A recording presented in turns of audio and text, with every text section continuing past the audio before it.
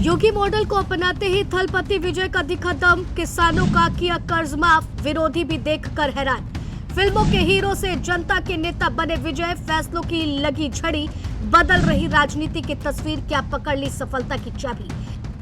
राजनीति में अक्सर बड़े बड़े वादे किए जाते हैं, लेकिन जब उन्हें पूरा करने की बारी आती है तो कई नेता पीछे हट जाते हैं। लेकिन तमिलनाडु में इस समय एक अलग ही कहानी लिखी जा रही है। जिस अभिनेता को लोग कभी बड़े पर्दे पर खलनायकों के से लड़ते हुए देखते थे, वही आज मुख्यमंत्री बनकर जनता की समस्याओं से लड़ता दिखाई दे रहा है। थलपति विजय के फैसलों ने इन दिनों पूरे देश का ध्यान अपनी ओर खींच लिया है। खास बात यह है कि उनकी कार्यशैली को देखकर लोगों को उत्तर प्रदेश के मुख्यमंत्री योगी आदित्यनाथ की याद आने लगी है, क्योंकि जिस तरह योगी ने सत्ता संभालते ही तेजी से फैसले लिए थे, उसी तरह विजय भी लगातार एक्शन मोड में नजर आ रहे हैं। दरअसल मुख्यमंत्री विजय ने किसानों को बड़ी राहत देते हुए सहकारी बैंकों से लिए गए फसल ऋण को लेकर अहम फैसला लिया है। सरकार ने 50,000 रुपए तक के फसल लोन को माफ करने का ऐलान कर दिया है। इस फैसले के 14 लाख से ज्यादा किसानों को फायदा मिलने वाला है। गांवों में रहने वाले उन परिवारों के लिए यह राहत किसी बड़ी खुशखबरी से कम नहीं, जो कर्ज और खेती की लागत के दबाव में जिंदगी गुजार रहे थे। यही वजह है कि इस फैसलों की चर्चा खेतों से लेकर मंडियों तक हो रही है। लोग कह रहे हैं कि चुनाव में जो वादा किया था उसे निभाने की शुरुआत भी हो गई है।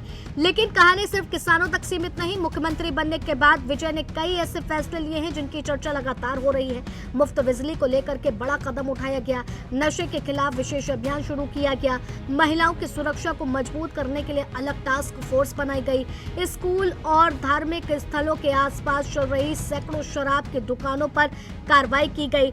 इन फैसलों ने यह संदेश दिया कि सरकार सिर्फ घोषणा करने नहीं बल्कि जमीन पर बदलाव लाने के इरादे से काम कर रही है। यही कारण है कि समर्थक उन्हें अब सिर्फ अभिनेता नहीं बल्कि एक सक्रिय मुख्यमंत्री के तौर पर देखने लगे हैं। यहीं पर योगी मॉडल की चर्चा भी तेज हो जाती है, क्योंकि जब योगी आदित्यनाथ 2017 में उत्तर प्रदेश के मुख्यमंत्री बने थे, तब उन्होंने भी किसानों, कानून व्यवस्था और प्रशासनिक सुधारों पर तेजी से काम शुरू किया था। आज तमिलनाडु में विजय के फैसलों को देखकर कई राजनीतिक जानकार दोनों नेताओं की कार्यशैली में समानता तलाश रहे हैं। उनका मानना है कि जनता को वो वही नेता पसंद आता है जो फैसले लेने से न डरे और उन्हें लागू करने की इच्छा भी रखता हो। यही वजह है कि विजय के हर कदम पर अब राजनीतिक विश्लेषकों की नजर बनी हुई है। फिलहाल चर्चा किसानों को मिली राहत और तेजी से पूरे हो रहे वादों की है, क्योंकि जनता आखिरकार भाषण नहीं बल्कि नतीजे देखती है। जब किसान को राहत मिलती है, गरीब को सुविधा मिलती है और महिलाओं की सुरक्षा पर काम होता है, तो उसका असर सीधे जनता तक पहुंचता है।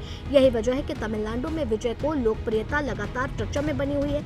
अब सबकी नजर इस बात पर है कि आने वाले दिनों में वहाँ अपने बाकी बड़े वादों को कितनी तेजी से पूरा करते हैं। लेकिन इतना तय है कि थलपति विजय ने मुख्यमंत्री बनते ही यह संदेश जरूर दे दिया है कि वह राजनीति में सिर्फ मौजूद रहने के लिए नहीं बल्कि अपनी अलग पहचान बनाने आए हैं।